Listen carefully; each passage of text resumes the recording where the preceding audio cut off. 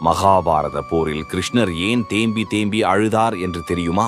அர்ஜுனனின் மகன் அபிமன்யு போரில் இறந்ததை கேள்விப்பட்ட அர்ஜுனன் துக்கம் தாழாமல் கண்களில் கண்ணீர் மல்க விம்மி விம்மி அழுது கொண்டிருந்தான். அப்போது அர்ஜுனனின் அருகில் சில கண்ணீர் துளிகள் விழுந்தது. அர்ஜுனன் சற்று திரும்பி பார்த்தான்.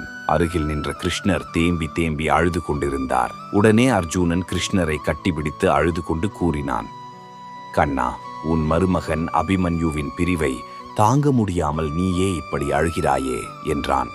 கிருஷ்ணர் அர்ஜுனனிடம் கூறினார், அர்ஜுனா, நான் அபிமன்யு இறந்த துக்கத்தால் அழவில்லை.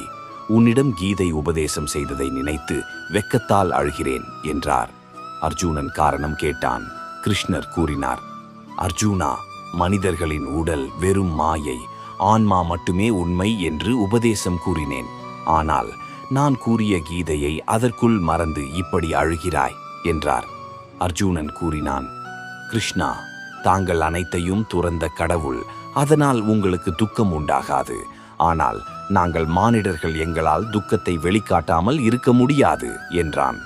உடனே கிருஷ்ணர் அபிமன்யுவின் ஆன்மாவை அர்ஜுனனின் முன் வரவழைத்தார்.